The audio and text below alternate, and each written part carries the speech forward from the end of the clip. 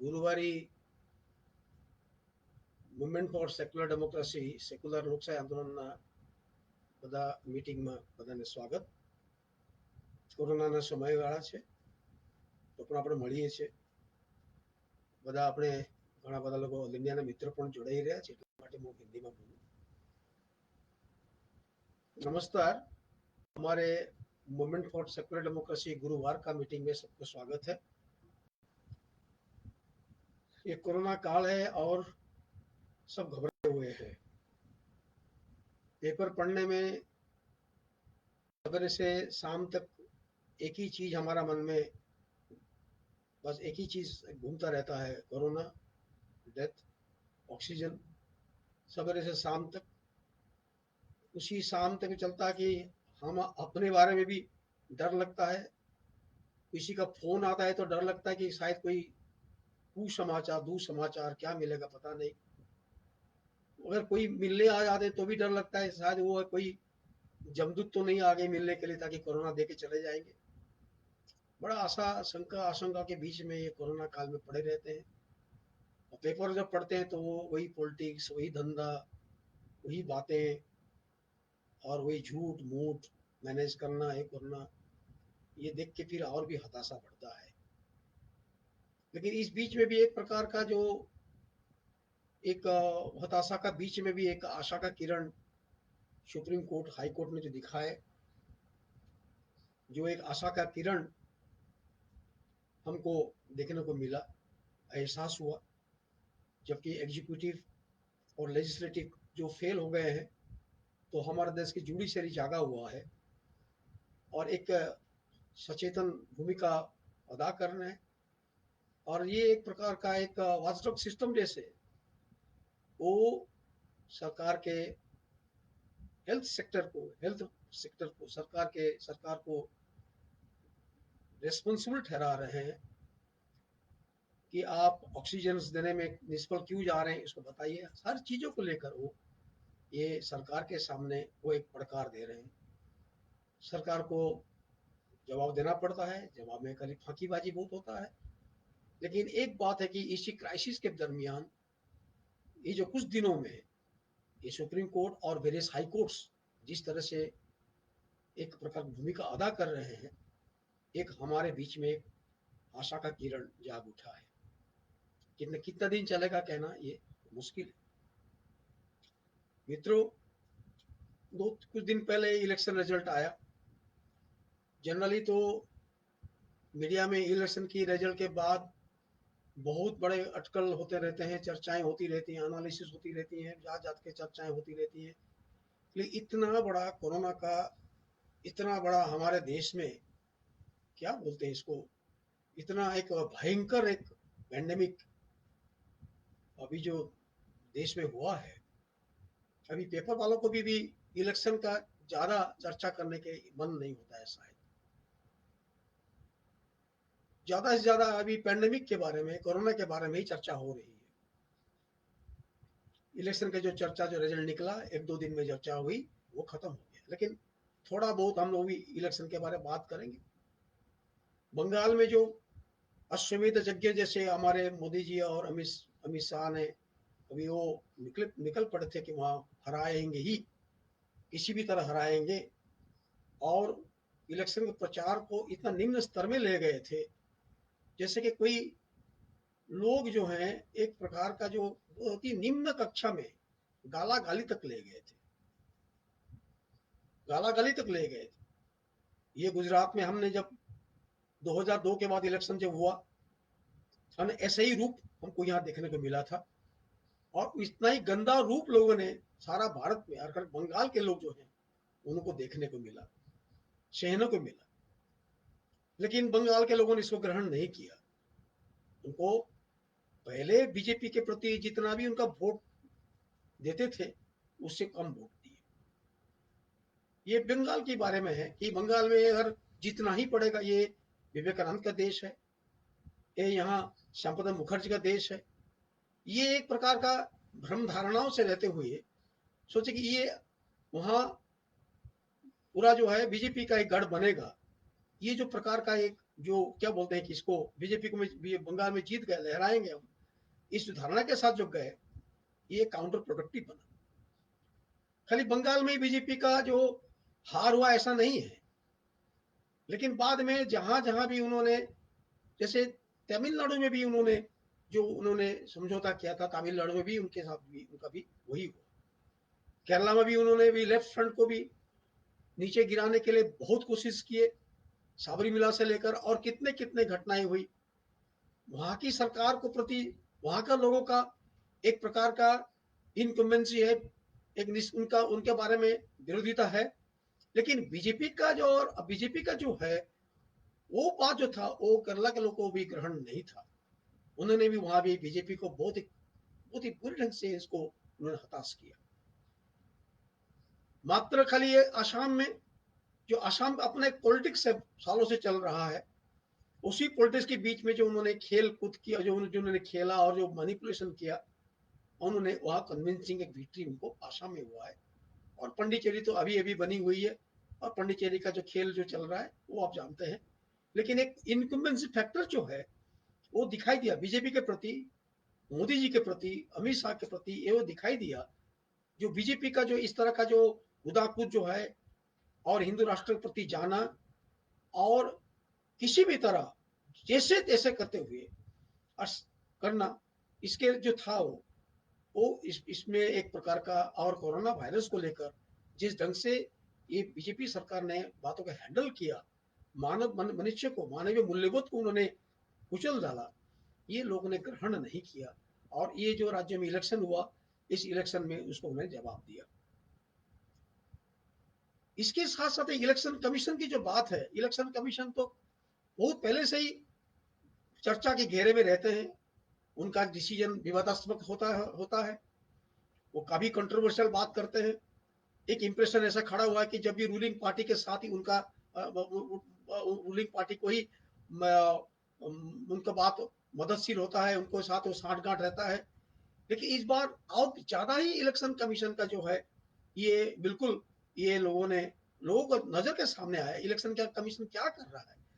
यहाँ तक कि मद्रास हाईकोर्ट ने जिस तरह से इलेक्शन सारा देश में पेंडेमिक पीरियड में किया गया, उन्होंने बताया ये तो मर्डर चार्ज में उनको दंड देना चाहिए, जिसको इलेक्शन कमीशन ने काफी उसको ऑब्जेक्ट भी किया है कि आप ऐसे धारा देश में लोग मर रहे हैं, 3 लाख लोग जैसे मरे हैं अब तक, आप उसी देश के अंदर में इलेक्शन कर रहे हैं। इसको लेकर जितना स्ट्रॉन्ग वर्ड में आज तक कभी भी किसी हाईकोर्ट ने स्ट्रॉन्ग वर्ड में बोला नहीं है इलेक्शन कमीशन को। 8 चरण आप इलेक्शन कर रहे हैं बंगाल में, इतनी खराब स्थिति के बाद भी बंगाल में लोगों ने किया, आप 4 चरण के बाद बोलेगा 1 चरण में कर डालो, तो बोले नो, 1 चरण में हम नहीं, 8 चरण में इलेक्शन होगा। तो 8 चरण में इलेक्शन करना, सारा देश में इलेक्शन करना, बड़ा बड़े रोड शो करना, तो ये पेंडेमिक जो है फैलेगा नहीं तो क्या होगा। सवाल आता है सेकेंड वेव कहां से आ गया। सब बोलते फर्स्ट वेव तो हम कंट्रोल कर लिए थे, फिर सेकेंड वेव कहां से आया। पर सीधी साधी बात है, साधारण आदमी पूछेंगे, आया कुंभ मेला से आया, आया इलेक्शन से आया, आया क्रिकेट मैच से आया। और क्रिकेट मैच की बात भी हम करें, ये आईपीएल वाले जो तो खेलते ही जा रहे थे, और उनको तो इच्छा था कि जितने जितने जो मल्टीनेशनल कंपनी, जो कंपनी वगैरह है, कॉर्पोरेट सेक्टर वगैरह एडवर्टाइजमेंट करते रहते हैं, वो डिफरेंट डिफरेंट शहर में वो लोग माने 7 शहरों में मैच खेलते रहते थे, कोई लोग वो नहीं होते थे। और उन्होंने ऐसे बोले थे कि हमने ऐसे व्यवस्था किया है, कोरोना वायरस हमारे प्लेयर को लगेगा नहीं। लेकिन तो सारा दुनिया चल रहा है, और आप बच के आपका वहां धुआं भी लगेगा नहीं। ये सौरभ गांगुली जो हमारे पूर्वतम जो रेस्पेक्टेड कैप्टन है, उनके कैप्टनसी के नीचे काफी इंडिया जीता हुआ, उनको क्या आइवरी टावर में, वो भी क्या हमारा देश के जो बड़े बड़े जो नेताओं जो आइवरी टावर में होते हैं, अफसर जो आइवरी टावर में रहते हैं, और वो आइवरी टावर में होते हैं, उनको पता ही नहीं कोरोना वायरस क्या है और देश की स्थिति क्या है, उनको मालूम ही नहीं है। तो आज पता चला, आज जो स्टेटमेंट दे रहे बहुत ही उसमें कुछ लज्जाजनक स्टेटमेंट है, और बोल रहे कि हम देश के बाहर चले जाएंगे, वहीं खेलेंगे। जाओ खेलो, आप सारे देश के बाहर ही चले जाओ ना, आपको यहाँ रहने क्या जरूरत है। जिस देश में पेंडेमिक हो रहा है, लोग मर रहे हैं, आप तो क्रिकेट खेल रहे हो आप है?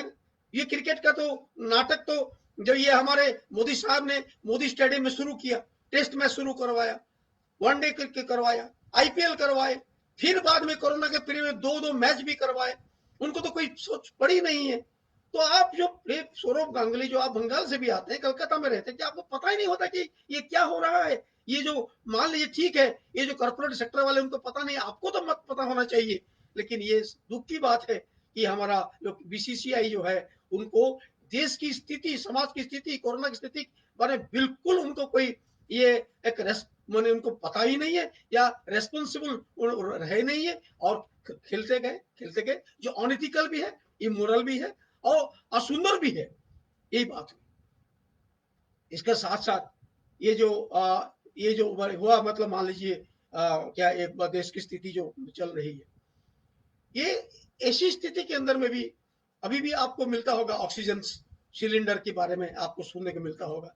ये देश इतना बड़ा पावरफुल देश, हम पहले भी चर्चा कर चुके हैं, इतने पावर, सब लोग दिन भर चर्चा भी करते रहते हैं।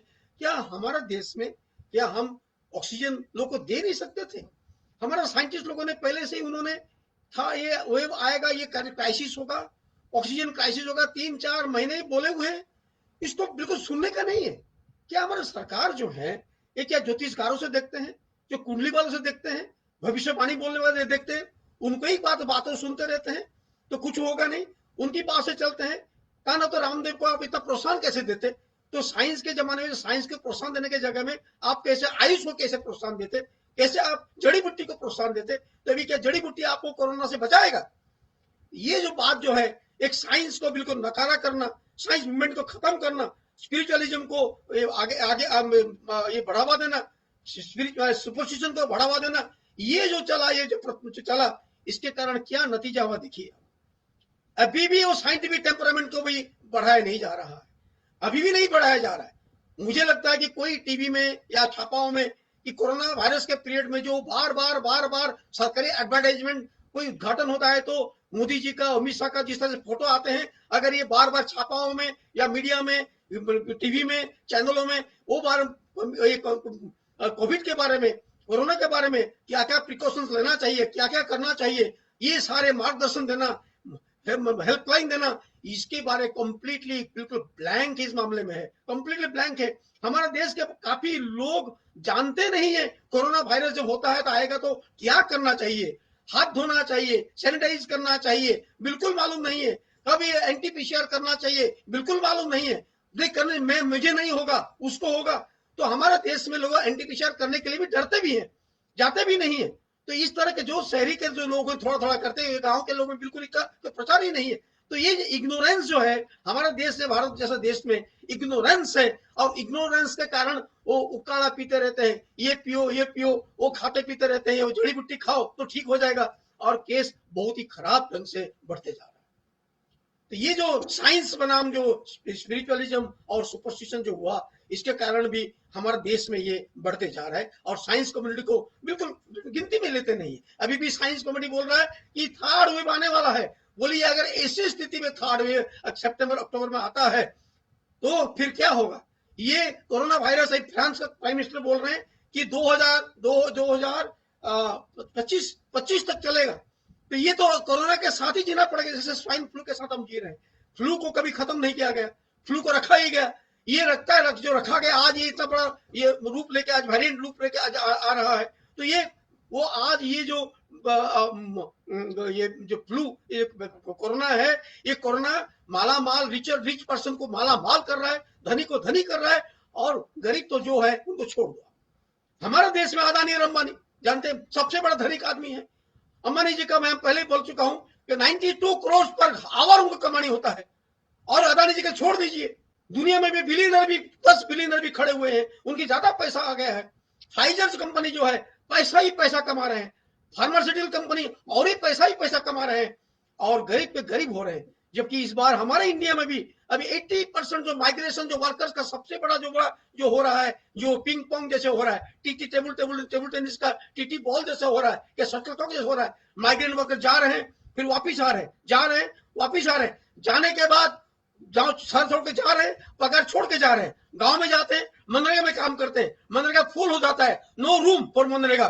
फिर जब ये शहर में थोड़ा नॉर्मल होता है, फिर वापिस आते हैं, तो उनको फिर जो पगार में काम करते हैं, उसी पगार से कम, उसी कम पगार में काम करने के वो मजबूरी हो जाते हैं। 80% लोग को पगार नहीं मिला, 80% लोग जो है उनको जो है हमारे देश में स्टैंडर्ड जो है कि 80% स्टैंडर्ड जो माइग्रेंट्स है उनको पगार वगैरह नहीं मिला, और बाकी जो है कुछ कुछ नौकरी मिला है, बाकी लोगों को नौकरी मिला ही नहीं है।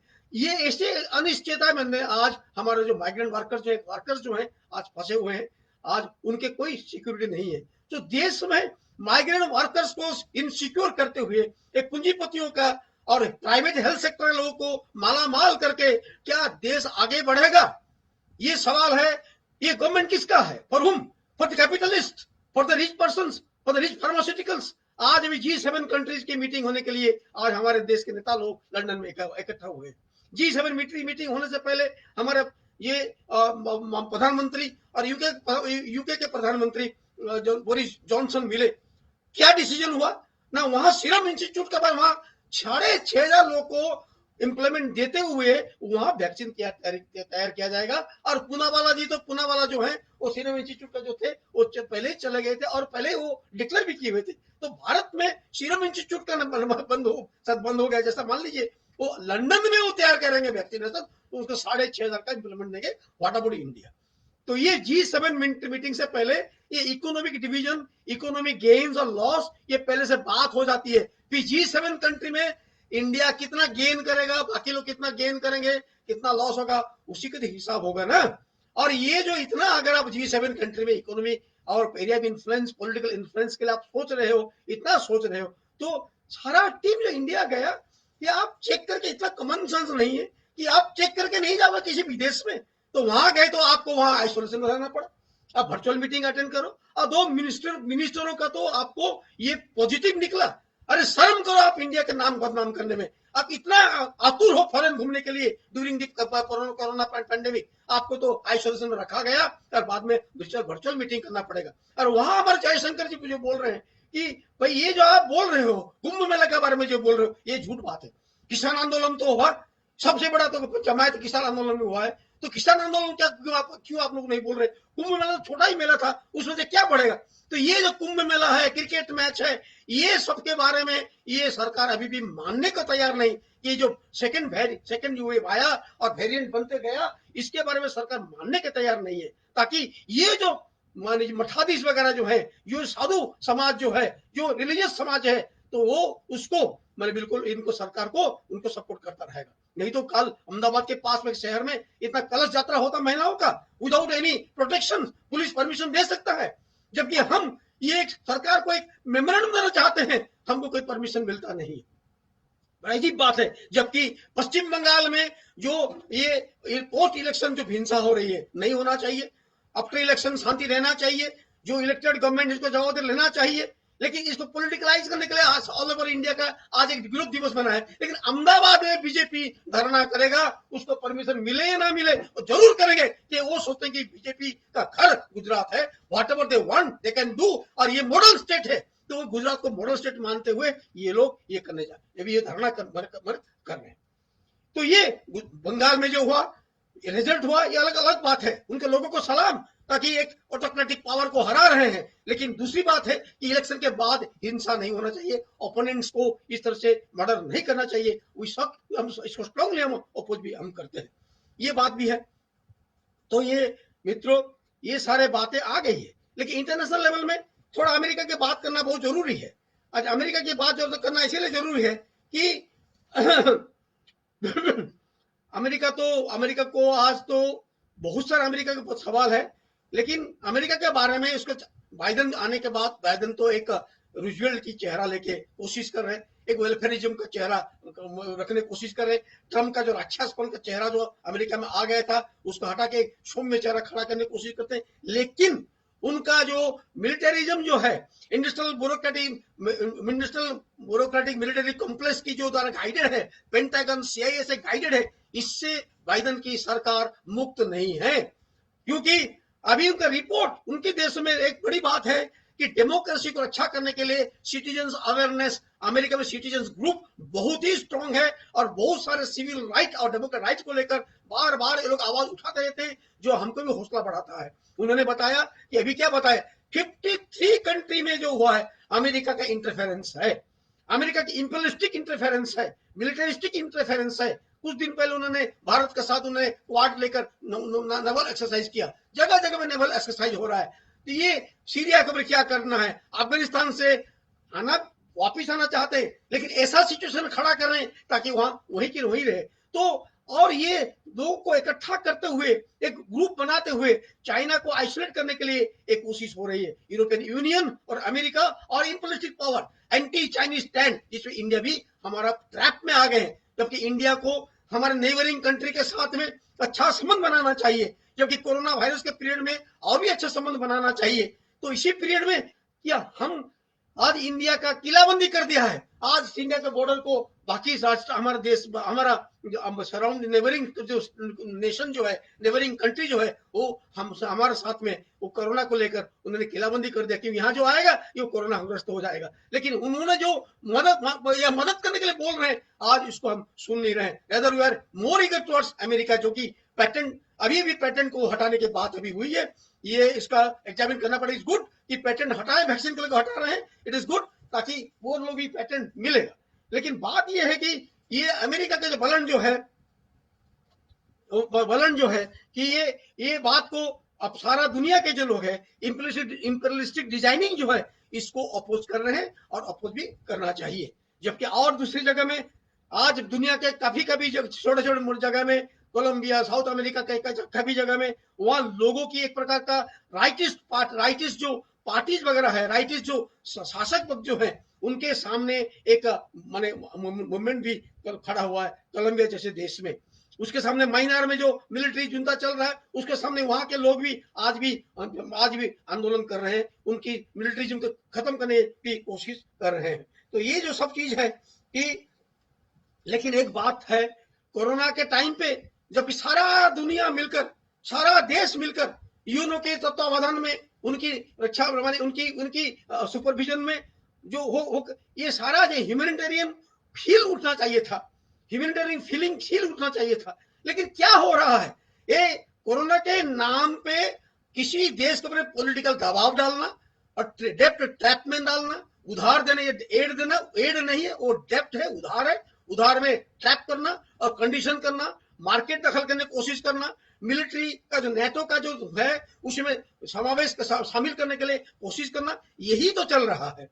तो ये मिलिट्री स्पेंडिंग बढ़ रहा है, दुनिया भर में मिलिट्री स्पेंडिंग बढ़ रहा है। और ये जो मिलिट्री स्पेंडिंग बढ़ रहा है, जो कि कोरोना में अगर इतना खर्चा होता तो कोरोना कब से चला जाता। तो military spending, military exercises, military threats, ये सब चालू है। अगर ये चालू रहेगा तो कोरोना वायरस को कैसे फाइट अप कर पाएंगे। लेकिन ये ठीक है, इस सब चीजों को अमेरिका लीड कर रहा है। और मिलिट्री स्पेंडिंग में मिलिटरिज्म को, मिलिट्री रेस और मिलिट्री जो प्रकार का जो आक्रमण वगैरह जो है, इसको ये अमेरिका इसको लीड कर रहा है। तो पानी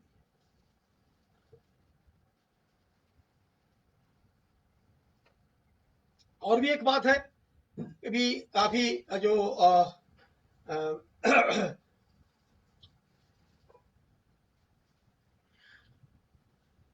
ये बार हमारे जो हम लोग मिलते हैं, ये जो मिलते ही मिल रहे हैं, इनके साथ में खैर हमारे एक इच्छा है,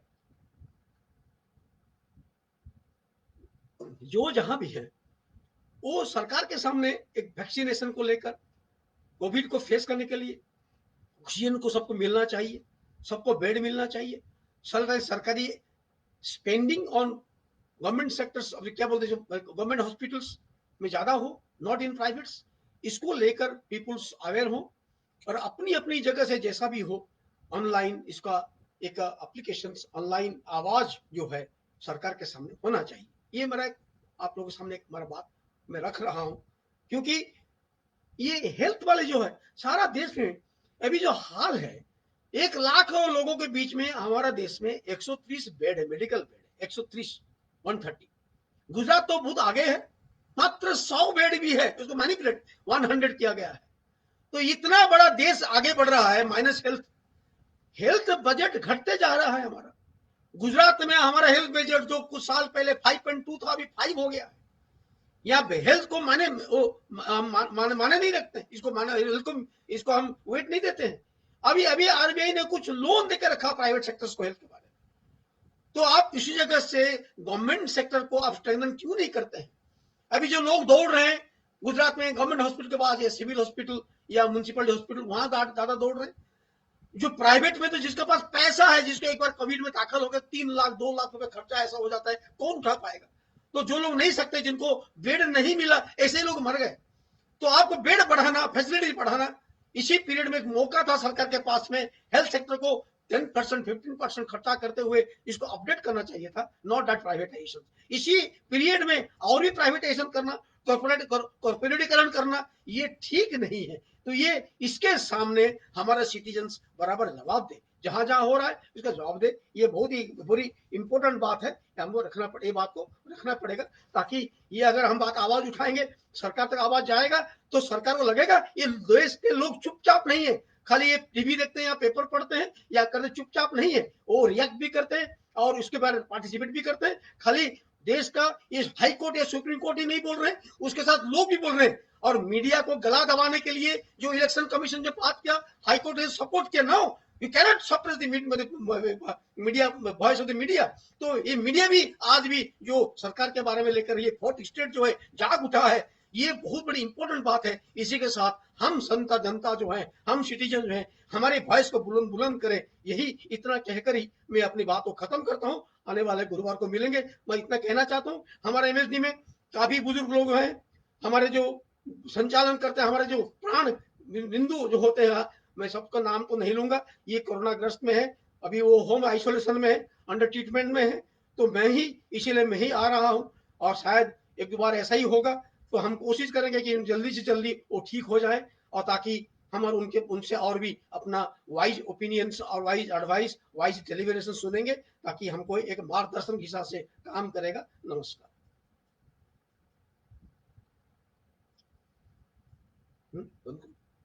या